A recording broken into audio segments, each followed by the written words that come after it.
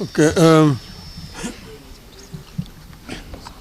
Ladies and gentlemen of the press, this one is not about the ODM. This is about the doctor strike. We have reviewed the fact that members of the 7,000-strong Kenya Medical Practitioners, Pharmacists and Dentists Union have been on strike since March 13th to demand better pay, and the strike has disrupted healthcare in the country's 57 public hospitals. We are of the view that the situation is moving from bad to worse, and soon we will have a full-blown crisis in which all health workers will don their tools. Already, clinical officers have joined. I therefore have a personal appeal to both the government and the doctors. After very wide consultations, I am convinced that the doctors and all other health workers currently on strike will be able to craft a return-to-work formula and resume duty if the government were to meet their demands halfway while negotiations continue. We therefore appeal to the government to address itself to the following three broad areas as a way of progress towards ending this strike. 1. Pay for medical interns. For the last 7 years, interns have been earning 206,000 shillings per month. These are actually the doctors running level 4 and many other public hospitals. There is no way an employer can reduce the salaries of employees midstream. That distorts everything in the life of the employee.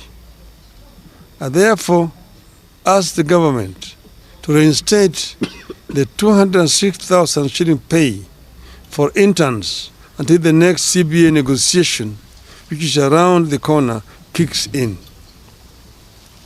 During that next round of negotiations, both parties will put their cases on the table for consideration. 2. Fees and salaries for doctors pursuing further studies.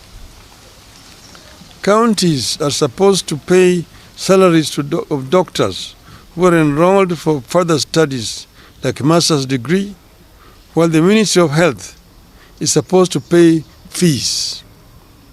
My understanding is that while counties have kept their side of the arrangement, the Ministry of Health has failed to do so since 2018.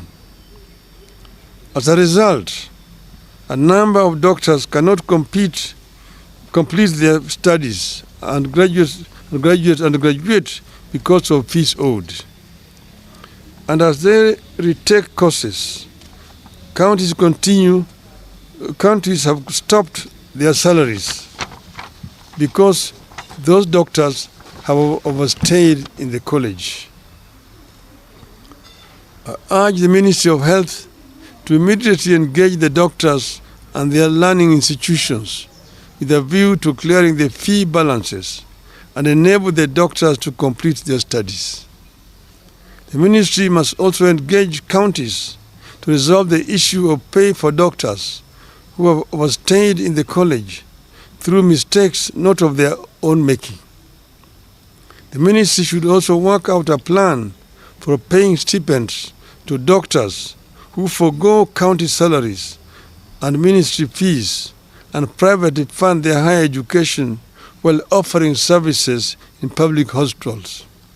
Such hustles should be supported. 3. Address the problem of doctors on contract. I have been shocked to learn that some of our high-end hospitals are hiring doctors on as short as a month, 2-month or 3-month contracts. This is wrong. The ministry is failing to stand up for the doctors to prevent their exploitation and exposure to the unfair practices.